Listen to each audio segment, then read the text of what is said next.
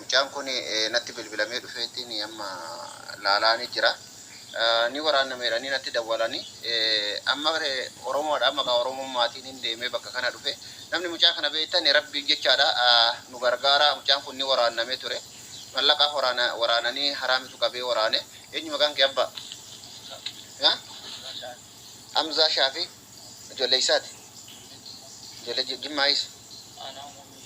Ana immoo beeyyami ijoollee teessatti as keessaa qabdu jirti. Ijoolleen as keessaa qabdan ni jirti. Eessa si waraanan? Harka faa si waraananii? Kana garaana waraanoo naan billaa harkatti qabeenyaan kan harkaan na jiree fite. Achii duuba tokko lafatti naqamna kanarraa bakka kana. Meeshaa bakka si waraanan. Yaa Oromoo laala. Waan Oromoo walirratti dalaydu laala Rabbi sodaadhaati.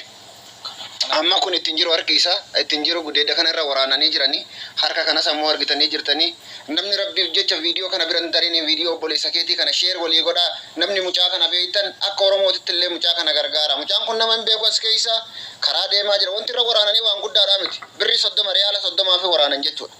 Akkana jawwaala guutuu harkaa fudhatanii amma gurfaa namaa jira. Gurfaa kana gurfaa namni hin jirre keessa jira. Rabbiif jecha birmadhaa fi namni mucaa kana beekta eenyu naa jettee maqaan kan kee?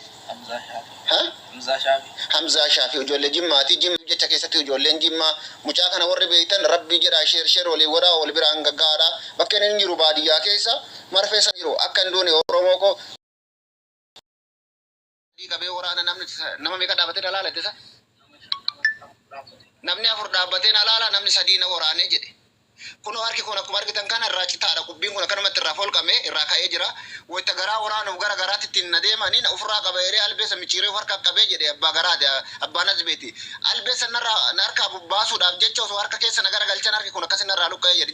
Gara kanaan ammoo garri gudeedaa kun inumaan mul'atu jechuudha. Albee akka itti gadi fixaniin jalaan keessaa gadi ba'e. Kanaadhaafi amma ganama kana subii goggaan ay dhufu kun obaratee kophaa kana iciisa. Dhiigni agammaa irraa hin dhiqamne kan akkanaa koo jismiin isaa guutuun dhiiga. Wanta namni itti qabuu dhabeef TikTokin na dabaafi jechuudha. Kanaaf amma mucaa kun eessa waggaa jedhee gaafadhu ijoollee Jimmaati naan jedhe Jimmaa ana addaati Oromoo beeyyamii naan jedhe. Kanaan achitti wanti ani mucaa kana gaafadhe illee hin qabu. Kanaaf Oromoon lakkoofsa qabda kana mas keessaa ni qaba lakkoofsa achi keessaa qaba hin beeku jedheen illee na haaraya reefin dhufaa jira waadii dawaasirraa dhufee jedhe. Kanaadhaaf kun akkana jirti hoodha yoo haaduu illee jettan yoo ni wal analleettan abbaa firalleetti barbaanne jettani sagalee walii ta'uun kan Oromummaa wal gargaaruun kanuma kun waan gootan godhaa isin Oromoo warra as keessa jirtan warra akka keebee kifaati warra yeroo hedduu nama gargaaraatiin turtan warra fira isaalleetti barbaada mucaa kana kan duune nasbee mucaa kanaallee oolcha angaafa dhufu mucaa kana maqaa isaa ijoollee isaaniitti barbaadu fi malee takkaa gandaan nama gargaaree hin beeku haga nama gargaaru keessatti jechuudha. Gandummaadhaallee wanti irraa beeknu kun jiru jechuudha. Kanaaf mucaan kun akka nasbeen isaa in warqa hin duune baraara dhiiga kana wajjin oolee yoo kabulu taa'e dhiigni kun keessa gadi deebi'a rakkoo bakka malee waraananii jiran ka gara gadaanuu kana jechuudha. Gara uffaa kana gadi irraa waraananii dhiigni keessa dacha'uu danda'a jechuudha. Kanaaf waan gootan godhaa hoodhaan isiniin jedha akee beeki waan kanaati. Ama mucaa kana wanni godhamu mucaan gargaaramuu qabaa namni waa gargaaruu barbaadu gargaaraa mucaan dhufu mana yaalan geessina inshaallahu naman qabu jedhanii akkuma dhageessanii argitanii gargaaraanii namni waa gargaaruu dandeechan amma magana gargaara mana yaala ammuutu inshaallah nufi kiyyaa dhaqee bakka inni birraa bu'e itti dhaqee hin geessan mana yaala rakkoon qabu.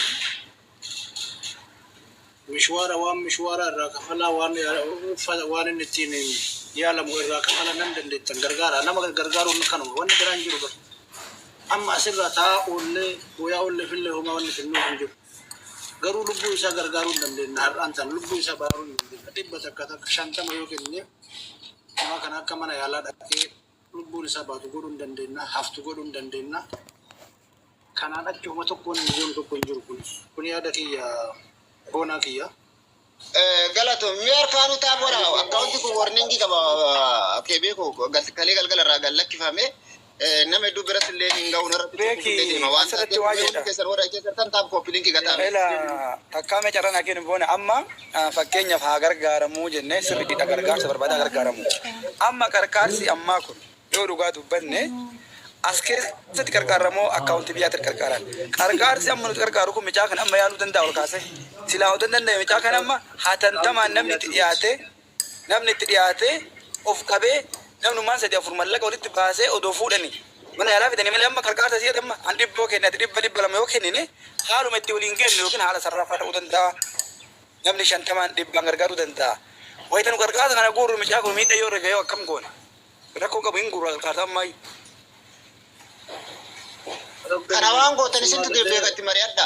Kunoo kee beekillee warri yeroo baay'ee nama gargaartan wanti gara kana keessan isin fideef maaliif kaleessas nama gargaaraa turtan osoo ani argu osoo natti bilbilanii ani jalaa cadhise mucaan kun boru nutti illee sheenaa ta'a kaleessa illee miidiyaa irrattis nama gargaara keessatti illee nama gargaara hadha isin biraan ga'e mucaa kana akka hin duune kunoo hoodhaanarraa isin jedhee jiran maaliif mucaa kana osoo nuti agarroo mucaan kun nama akkuma eenyutu dalagachuudhaaf biyyaa bahe akkuma eenyutu garteetiin hin gabbayee nama silaa ol galu ara gartee ummanni mucaa miskiina kana mana nama torbaat mucaa daa'ima kana jechu waan garaa nama nyaatu birri 30 jecha riyaala 30 qofa harkaa qaba jedhe riyaala 30 saniif kan akkas godhan bakka meeqa waraananii jiranii mee amma rabbiin isinitti dhageessu harka isaa kana gartanii miti Allah wallahi osoo ija keessanii na gartanii wallahi qalbitu Bari waan sin jedhu boona bar namni gargaara haali itti gargaara makka bar namni kun amma dhibba lama jedha fakkeenya bara mila haali itti gargaara haalatti baasaa kunoo isin kunoo amma fakkeenya kee beekin faatiriyaa jira kashaapis ni qaba maayishimu maali kaa iqaamaas ni qaba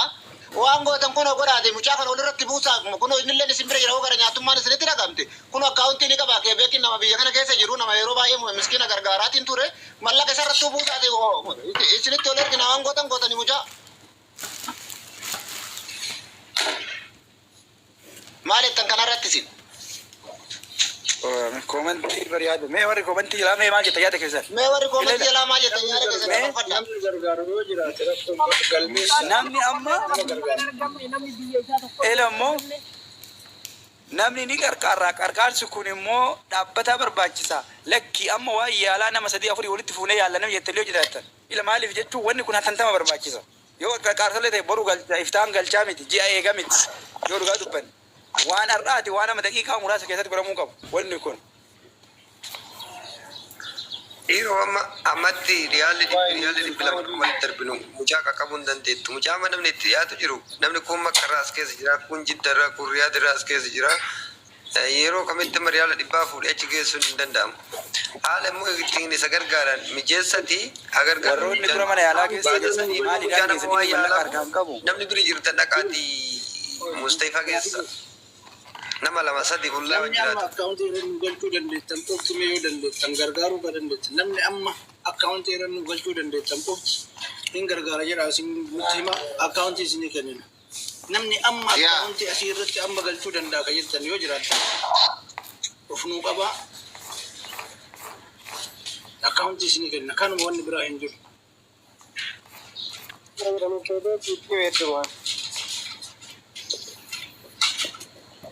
Bona akkam jirtu fayyaa keessanii nagaa keessanii dhugaa nama naasisa. Kebeeki yoo achi jiraatte immediately namichi kun gara mana yaalaa. Ani fagoo jira ani sarara kilomeetira 100 wayi jira ani inni I think gara halkanii jira garuu amma waan achirra mishwaaraan qabatee dhufu qofa qabaanna rakkoo hin qabu kaasee hin gargaaru.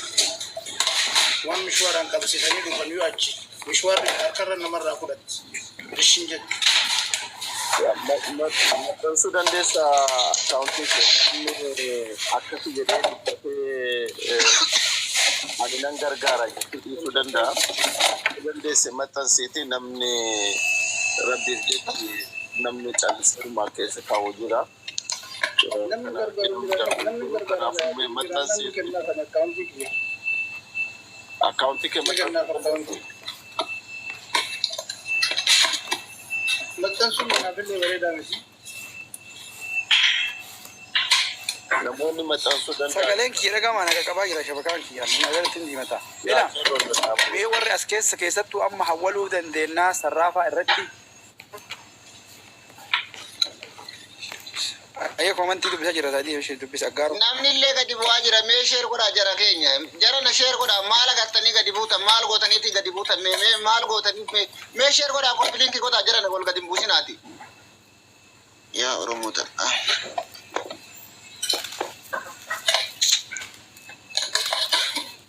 wanti dhugaa dubbachuudhaaf waan first aididhaaf qarshii hedduu waan fudhatu natti fakkaatu first aidini.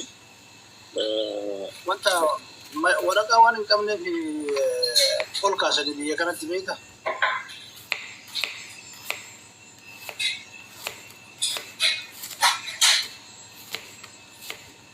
Dura waan biraa dhiisaa mushaawarri 700 gadi fidu. Mushawarrummaanu bakka min jirurraa riyaadin fiduudhaaf yookiin 500 mushawarru dhiisaa mana yaala.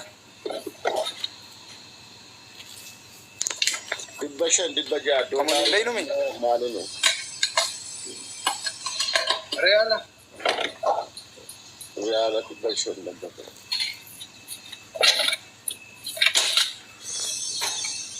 Kanachuma sirgaa malee kaasee rakkoon qabu. Mana yaalaa kamillee hin geesse rakkoon qabu. Garuu ammaaf yoo dhiigni haa jiraate bakka dhiigaa san dhiigiitti albeedhaan guri haga mana yaalaa argatu daddafime. Namni kana kabar godhu dafaati sheer godha dhugaa dubbachuudhaaf kun waanuma namni akkarraa qabu kana osoo dura oolchu kana booda namoonni as keessatti yoo jiraachuu baatanii namoonni gargaaruu danda'aniin dhufu waan ta'eef amma humna keenya hin goona. Kanaafuu mee hundumti keessanuu yeroo ammaa mucaan kun waanuma liqaadhaan illee ta'u liqaadhaan illaa ta'u waan ta'e godhaati. Namoonni itti keessatti hanga isaanii dhaqqabu kun first aididha. Dhugaa dubbachuudhaaf namni kun ammuma kana yeroo hospitaala taa'ee kadhachuu qaba yoo danda'ame malee mana taa'ee wanti kun walitti buusaa jechuun hin qabnu ture. Mana yaalaa taa'ee walitti buusaan waan qate jechuun nurra jira malee mana keessa taa'ee haala kanaan dhiigni otoo dhangala'u as taa'uun sirrii miti. Boona yoo dandeesse achuma waanuma danda'amuun osoo deemee hospitaala ta'ee osoo namootaan nu dhaqqabaa osoo jechuu gaariidha. Mucaan kun dhiigni dhangala'aa deema taanaan dhiigni keessaa du'e jennaan booda iddootti deebisuudhaafuu yeroo dheeraa fudhata waan ta'eef.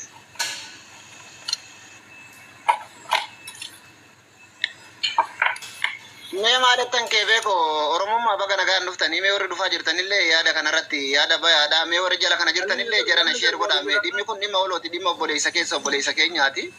Mee kuuqamni Oromummaa kuuqamni obbolummaa isinitti haa dhaga'amu. Namni gargaaru jirannaan nan akkaawunti kiyyasii kenna rakkoo hin qabu. Haguma asii fidaa malee kaasboodhaa rakkoo hin qabu. Yaa kanaan malatti dhayaame. Yoo danda'ame akkuma amma joon jedhaa jiru kana mana yaalaa geessanii achitti kadhachuu wayya malee first aid argachuu qaba dura sila yoo ka danda'amu taate if possible.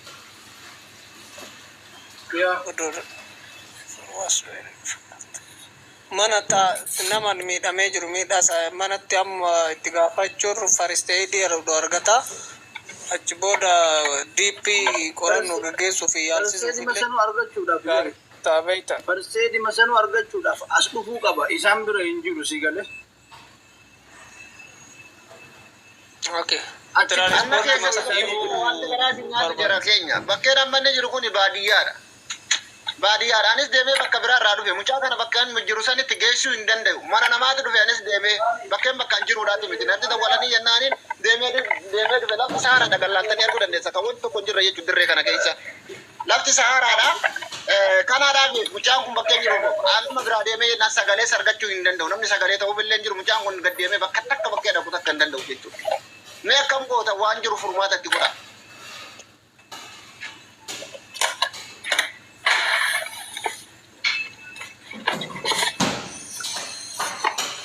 warri jirtan warri hojii keessa jirtanii hanga tokkoon furmaata haga ijoolleen bakka biraa gargaaruu dandeettu warri amma wanti jechuu danda'u warri naannaa sana jiru amma akkaawuntiin kan biyya tokkootu biyya sanatti aktiivii ta'a. Keebeeki namni amma qunnamuu danda'ee gargaaruu danda'u ammatti jechuudha. Namni bakka biraa jiru namni Awurooppaa jiru namni Ameerikaa jiru ammatti homaa gochuu waan hin dandeenyeef. That's it I think.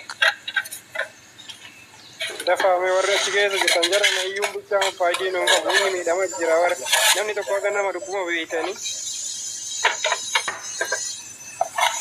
jara na waliif harifannu. achitti beekin ofii kiyyaa hin danda'a jechaa jira. Namni achumarraa fuudhee isa bira hanga akkamit dhabama namni hanga tokko achi keessa jiru suudii keessa jiraate hanga danda'e. Ammas irraa immoo hedduu ulfaata waan ta'eef wallaahi malee kana yeroo boodatiif garuu rakkinnan qabuuti ammaaf mee warri achi keessa jirta warri dandeettan maali namaan birbitan ijoore. Namni keenya gaafa waa'ee gargaarsaa namni kaasu amma fakkeenya nama 500 turre argaa jirtanii wanti akkanaa kun amala nutti hin godhatin Oromoo. Bara boonaa kiyyee waa dubbee bichaa beekan.